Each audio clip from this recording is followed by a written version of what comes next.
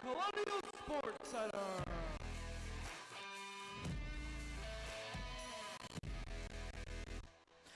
Hi friends, and good evening, and welcome to this episode of Colonial Sports Center. We're in a different venue tonight, and it's a Bowling Bros episode as I got my partner in crime, Kevin Ploucher. And Kevin, we have a jam-packed show for us tonight. That's right, I'm here alongside Sam Goldberg. Sam, the reason we're here is because the men's basketball team just finished up their Thursday night matchup with the Green Bay Phoenix, but we've also got softball starting their seasons, the lacrosse teams kicking off their seasons, a little bit of track action, and top 5 plays as always. So it's going to be a jam-packed show. But first, that aforementioned men's basketball game. Yeah, it was a sloppy, but it was a great victory for the Colonials, winning 71-56. Really sloppy first half. Only had a 1-point advantage at the end of the first half, a 30-29 lead. But the defense played strong, and the Colonials pulled it out with a 71-56 victory. Michael Green III off the bench had 13 points. Enoch Cheeks, who was the player of the game, led the way with the Colonials with 18 points and 6 rebounds. Yep. And then Cummings for Green Bay had 12 points and 5 rebounds. But now, joining us here on the set of CSC, here live at the UPMC Event Center, is our very own basketball analyst, Ethan Morrison. Ethan, how are you doing tonight? I'm great, Sam. How are you? I'm doing well. So, Ethan, you were here tonight observing the game. How do you feel the Colonials played in their 71-56 victory? I mean, it was definitely a game that Robert Morris needed to have going up against a struggling Green Bay Phoenix team when they lost Will Ryan, their coach, that he was dismissed after their win at the Reach Center earlier in the year. So it was a game that Robert Morris needed, especially coming home, especially with their final homestand now. So it was a huge win, or a huge game for them, and to get the win tonight was a crucial game for them, especially with the 2 games that they have coming up against Milwaukee and Youngstown State on Tuesday.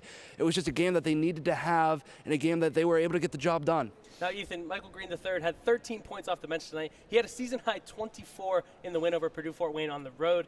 What did you see tonight out of Michael Green III? I think he's just continuing to do what he's been doing all year long. I mean, he's just been a force off the bench. He could be starting, in any other program, but just coming off the bench and his ability to spark the offense like we've seen tonight, and just he's been able to do it all season long, especially with the assist numbers. He's second in the Horizon League in the assist to turnover ratio, and just for him to have his scoring touch now with a season-high 24 points, and then again tonight with another solid performance on the offensive side.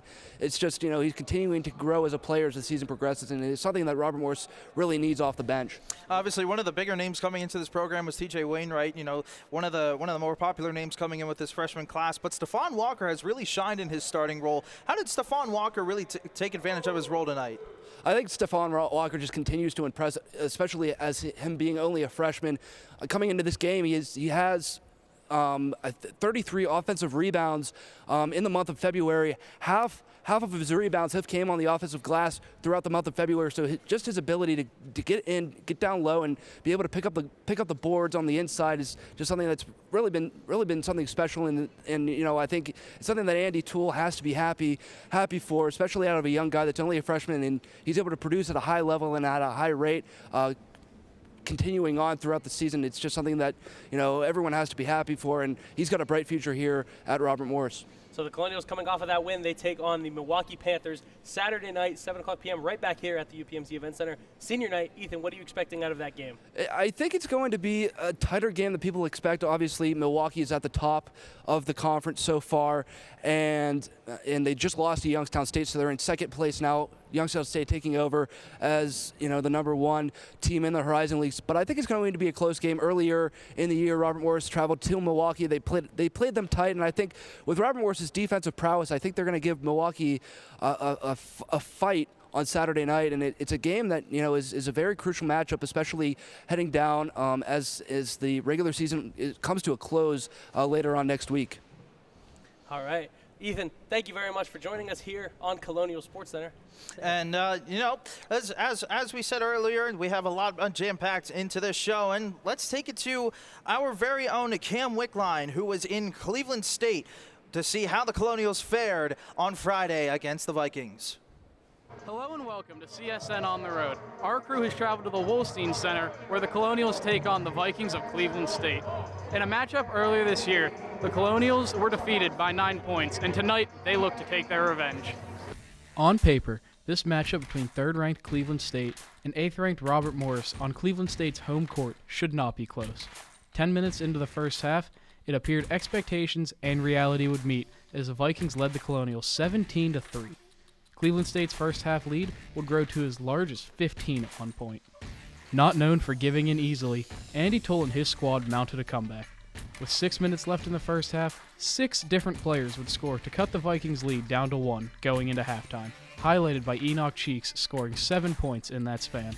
Unfortunately for the Colonials, the second half started similarly to the first half, with them coming out of the locker room slowly for the second time of the night. By the second media timeout of the half, the Colonials trailed the Vikings by 12. Again, following the blueprint laid out in the first half, the Colonials mounted a comeback. Over the next 10 minutes of game time, the Colonials would come all the way back to tie the game at 53 on a Michael Green free throw. 2 possessions later, the Colonials would take their first lead of the game with 1 minute and 8 seconds left in the game on a clutch jumper from Jackson Last, making the score 55-53 Colonials. The Colonials' lead would be short-lived though, as the Vikings would tie the game on their next possession. With 3 seconds left, Drew Lauder would attempt a layup and miss, followed by Tristan Honora putting it back and missing, and on the 3rd attempt, Deontay Johnson would make the putback layup to break the tie and give the Vikings the lead.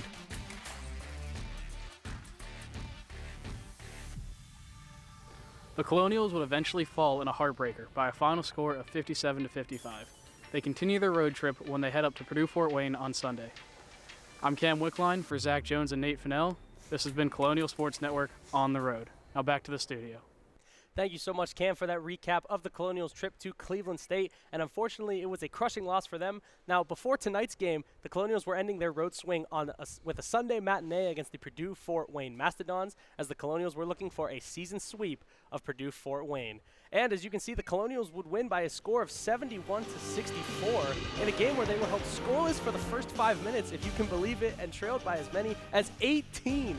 Jared Godfrey and Bobby Planutis did all they could to help keep RMU at bay, but it was the Michael Green III show as he went off for a season-high 24 points and had 5 assists. Khalil Spear, nearly with a double-double, had 12 points and 7 rebounds in the win. And when we come back, we have both men's and women's lacrosse seasons to unpack as they got their season started, and top 5 plays are also on the way. All that and more right after this.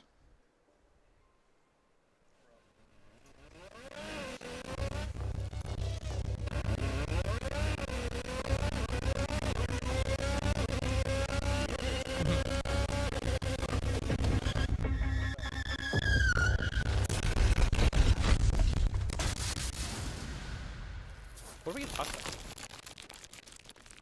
The upcoming weekend too, last homestand. We'll figure it out.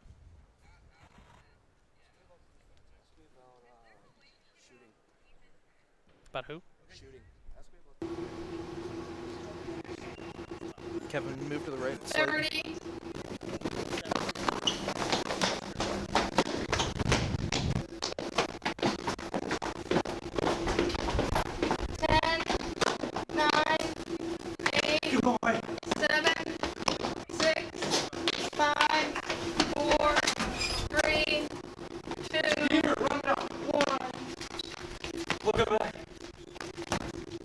Sports Center.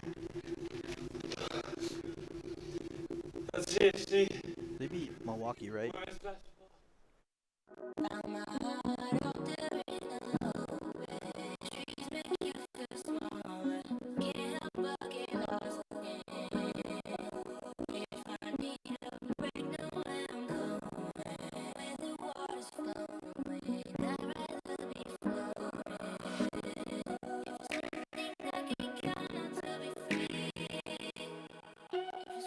Feel the beat of nature at a park or forest near you. Find a forest and music inspired by nature at discovertheforest.org.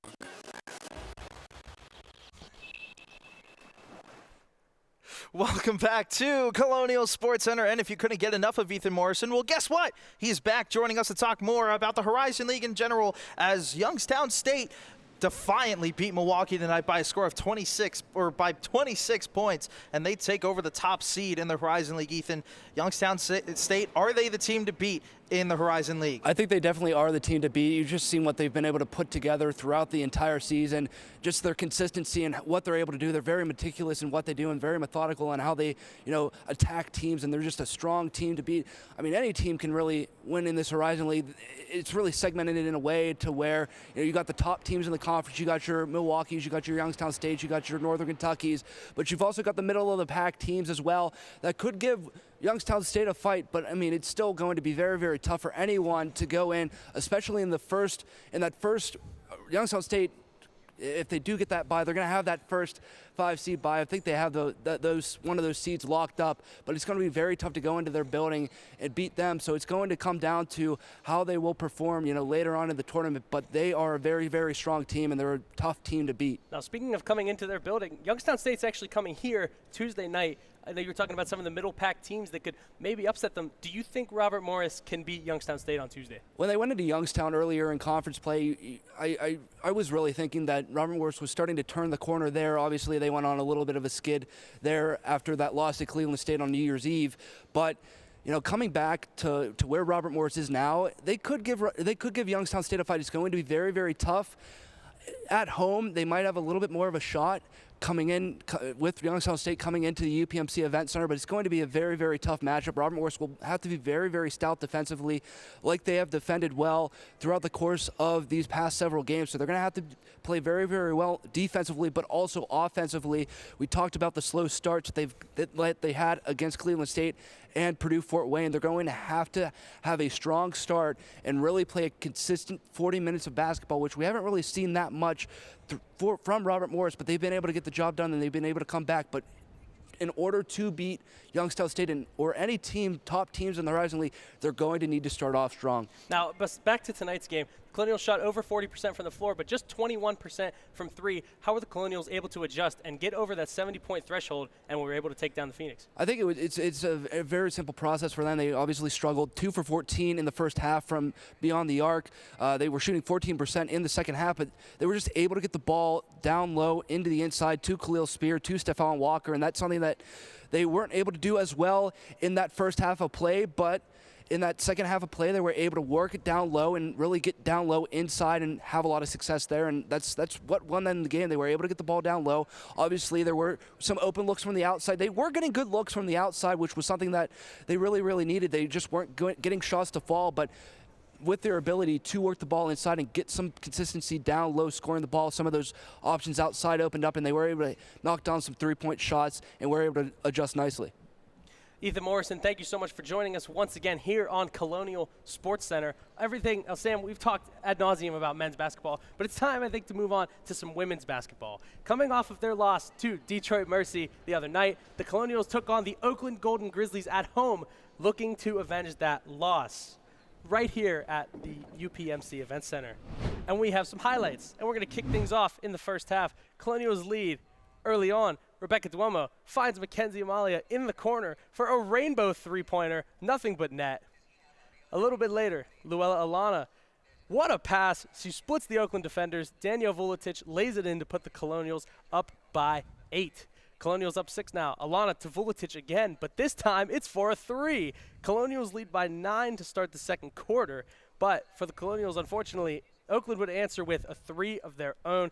Kennedy Montu drains it, nothing but the bottom of the net early in the second quarter. Now later, RMU up 10. Luella Alana is everywhere. She finds Rebecca Duomo for 3. The shots keep falling for RMU, but Oakland wouldn't go quietly just yet. Linda Van Schaik would answer to cut the deficit to 9. RMU would lead 36-25 at the break. Second half now. Alejandra Mastral, she finds, guess who? Luella Alana in the corner for a 3. Yes, Colonials would be up by 16. Now they're up 20. A nice little move here by Alexis Johnson of Oakland to score despite that double team from the Colonials. RMU is pulling away, and Rebecca Duomo goes all the way, and she lays it in. She led all scorers with 19 points. For Oakland, Brooke Daniels will find Brianne Beatty in the corner, and she'll drain a 3 for the Grizzlies. Colonials are still up by many. Mackenzie Amalia now with the shot clock running down. She's going to throw up a prayer and drain it. Nothing but net. I think that's top 5 play worthy. We may see Might that see later. that play a little later. That's right. Now later, as the game is winding down, Alejandra Mastral goes all the way, bucket and the foul. Colonials rebound in a huge way, getting their largest win ever in Horizon League play. Head coach Charlie Biscaglia and Rebecca Duomo spoke post-game. Oakland is always tough. They are always tough. Coach Tungate does a great job there. You always know it's going to be a battle. And it's hard to outwork them sometimes, and we did. And, you know, we were not going anywhere even when we took the lead to let up. And that's how we extended the lead, by continuing to play free and play hard and get stops.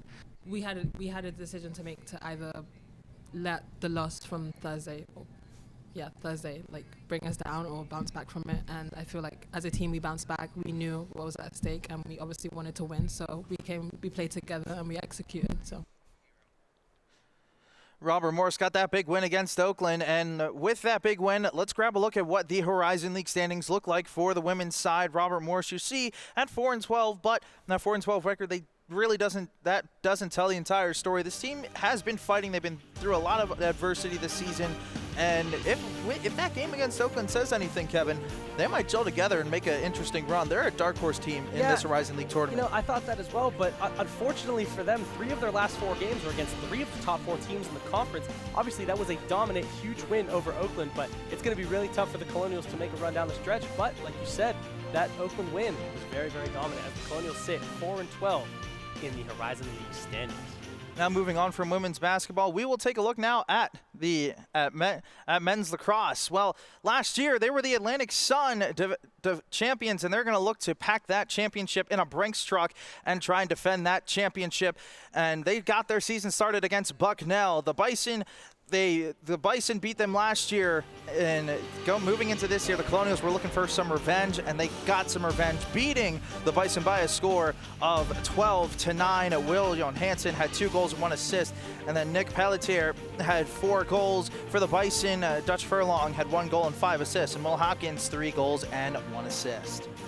Now on the other side, women's lacrosse is also back in action as they traveled to Columbus, Ohio to take on the Power 5 opponent, the Ohio State Buckeyes. Being the first team to play in the Buckeyes' new facility, they would unfortunately fall 18-6, but I'm sure they got plenty of experience from that game against the Power 5 opponent. Colleen Tiff with 2 goals and 1 assist. Jamie Keller with 4 saves. Nicole Ferreira, 5 goals on 7 shots, very efficient. And Bryn Ammerman, 2 goals and 2 assists for the Buckeyes. And when we come back, the softball opened up their season in the Running Bulldog Classic, and we have some track and field. And as always, our favorite segment, Top 5 Plays, is on the way. All that and more after this.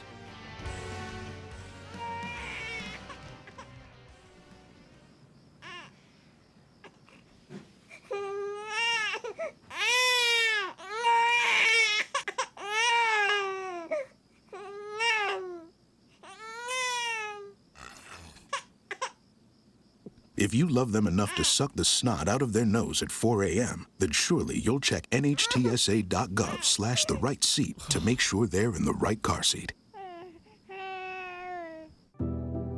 Today, we face an unprecedented crisis. Tens of millions of refugees have been forced from their homes. But you can make a difference. Turn disruption and despair to hope and opportunity. Even small amounts make a big difference. Provide shelter, support, or jobs in your community. The more we understand, the greater sense of belonging we create. Act now. Visit supportcrisisrelief.org. I don't want to talk about it.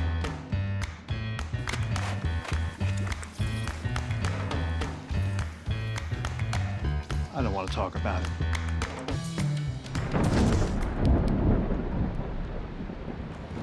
Families don't have to talk about everything, but they should talk about how to plan for an emergency. Get tips and resources to make your family's emergency plan. Welcome back to Colonial Sports Center. Another spring sport that has now started is the RMU softball team. They recently started their season at the Runnin' Bulldog Classic in Boiling Springs, North Carolina, and they had 4 games that they took part in at that classic. Now, Sam, here we are, 2-2 after 4 games. Yeah, they did struggle against George Mason, but played them close. They got a big win against Austin P, and also, excuse me, they got a huge win against the Runnin' Bulldogs as well. They sure did. They were able to hold off the Bulldogs' late charge. They were up 7-4 in the 7th inning and were able to hold off that charge. The team sits at 2-2. Avery Winchell has a .385 batting average, and Madison DeVault and Dana Vatakis have done their job pitching-wise, keeping both of their ERAs around 2.0. And speaking of the Running Bulldog Classic, a lot of Colonials came into the spotlight this weekend. Let's take a look at who really started off the season hot. I know Charlotte Grover was one of them. She had one of the only home runs this weekend. She has 3 RBIs and 4 hits. Faith Miller there as well, .333 batting average, 4 hits and 2 RBIs. Both of these women had a strong start to the season. We'll look to carry that on to this weekend as well. Both juniors, they were both older. They both have some leadership experience, and like I said, with Avery Winchell, that .385 batting average, Colonials on a hot start. And moving on from the softball field to the track and field team. We're at the Spire Indoor Classic. Let's see how they fared. There's the graphic right there, and Tara Golleman didn't have any spaghetti legs in her long jump as she finished in first with a 5.72 meters. Gracie Parker finished second in the 60-meter hurdles with 8.82 seconds. Elena Reynolds and Alicia Moore and Gracie Mason in the 4x400 relay finished fourth with a 4:01.99 time. And an honorable mention as well on our graphic right there is our very own Bethany Young, who came in 10th in the 300-meter dash. Now, something we did not mention is RMU hockey. With RMU hockey back in action, it gives us a chance to get to know a little bit more about the players. Our own Hope Beatty sat down with junior forward Gavin Goulash to learn a little bit more about how he got into hockey and his acceptance on the team. Hope? Gavin Goulash has been around the game of hockey since before he could walk. I've been playing since I could walk, basically. My dad played pro hockey, and right after I was born, I was put on skates, and I'd go out with him and his team for practice. So, I mean, I've always been around the rink since basically out of the womb. Being around hockey for so long has given him many opportunities, including his time with the North American Hockey League. I played 3 years there. I had some unbelievable friends that I still talk to today that I met through them, and I met a lot of really cool people that have impacted me in a really positive way, and I mean, I wouldn't trade the 3 years that I played there for the world. Even though Goulash is a junior, he has not had much experience in collegiate hockey as he came in as a freshman during the beginning of the COVID-19 pandemic.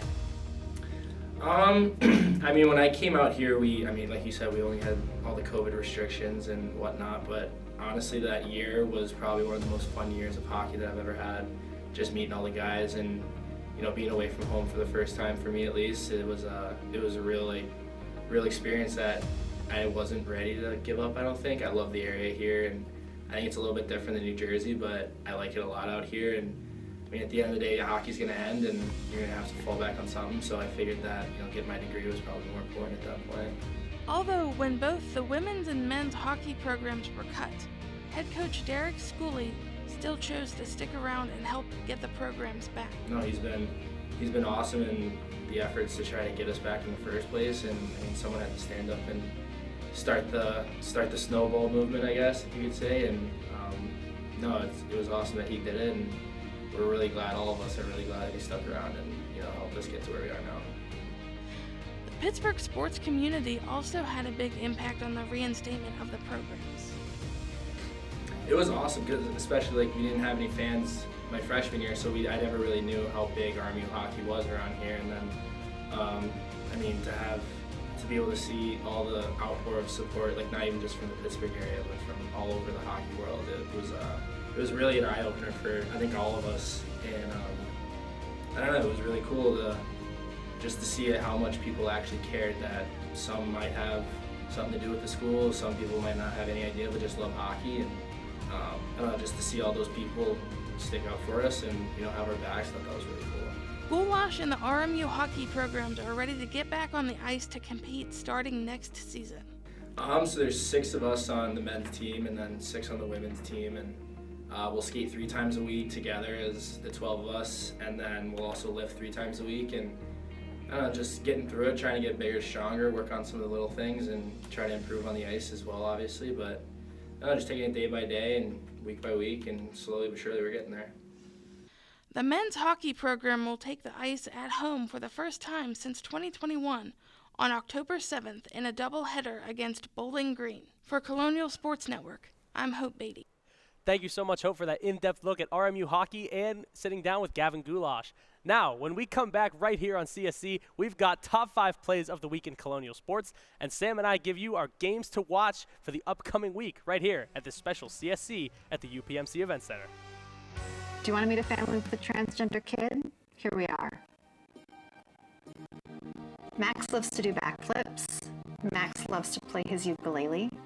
Max loves to just be a kid and just be himself. When I found out I was pregnant, all I really wanted was a happy, healthy, whole child. And that's what I got. I think it's really important for people to know that trans kids don't have a political agenda. They are just kids. Like any parent, we love our kids unconditionally, and we will never stop fighting for them. Stand with us. Protect our families.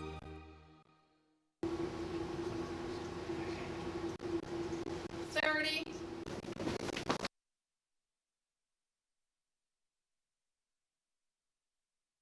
Do you want to meet a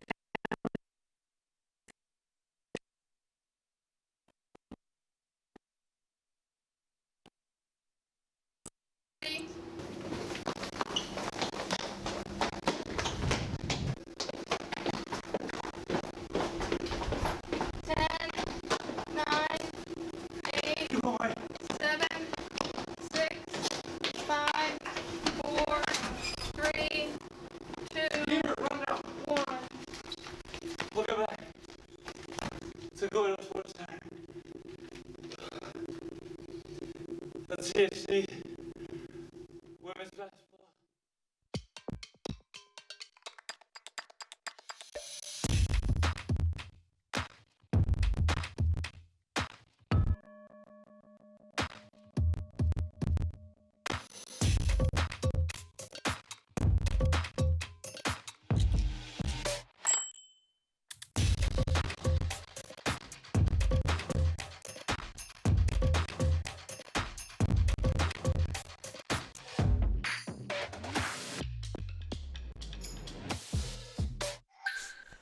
Welcome back to Colonial Sports Center, and that's right, the crowd is going absolutely wild because guess what? We have top 5 plays for you right now. Let's get into our top 5 plays of the week. Starting with number 5, coming from the men's lacrosse side of it's the Colonials and the Bison at number 5. Starkey gets the pass from Christopher Toros, who finds Tiger Clark in the corner with an absolute rifle of a shot in the top right corner, beating the goaltender. Here's another look at it again. Tiger Clark back for another season. He's really close to breaking the points record. Yeah, fantastic movement on that shot. And number 4, women's basketball versus Oakland. Rebecca Duomo on the floor, gives the ball up to Mackenzie Amalia, and she throws it up as the shot clock is winding down. Boom, nothing but net. She's playing chess while Oakland's playing checkers. What a fantastic 3. That's exactly how she planned it. Exactly, Kevin. Just as you said, playing just like playing chess and checkers. Going on to number 3, Josh Corbin over to Enoch Cheeks, who find Khalil Spear for the one-handed jam. Great ball movement right there. Corbin to Cheeks to Spear. Spear's been such a reliable source inside, and we're going to show you that again. Men's basketball, Purdue-Fort Wayne. Michael Green III with the ball, dishes to Khalil Spear, who dunks it down. Purdue-Fort Wayne would have needed a booster seat to try and block that one. Khalil Spear is all over this week's edition of Top 5 Plays. And moving on to our number 1 play, Josh Corbin doing the dirty work, could say grabbing that laundry in the paint, gets it out to on the fast break, and then throws it up to Enoch Cheeks for the two-handed alley-oop, and that is our number 1 play. Josh Corbin doing the dirty work, leading to the breakaway alley-oop. Now, Sam, we just talked a lot about past games. Now we're going to talk about your games to watch for this upcoming week. Sam, what do you have? Well, for me, softball again will be in action in Charleston, South Carolina. My player to watch, they are My player to watch is Avery Winchell. She had a fantastic weekend with a .385 batting average, 5 hits, and she scored 4 runs. My game to watch, Sam, we mentioned it earlier, right here at the UPMC Event Center. Men's basketball takes on Milwaukee, February 18th, 7 p.m. The Panthers took down the Colonials in the first meeting by 8 points. Enoch Cheeks had just 7 points in that game, but he had a good game tonight, and he's ready to get revenge on the Panthers. Well, Kevin, that's all the time we have for tonight here at the Colonial Sports Center from the UPMC Event Center. From everybody upstairs, my name's Sammy Goldberg. This is Kevin Plaucha. We hope you have a fantastic night.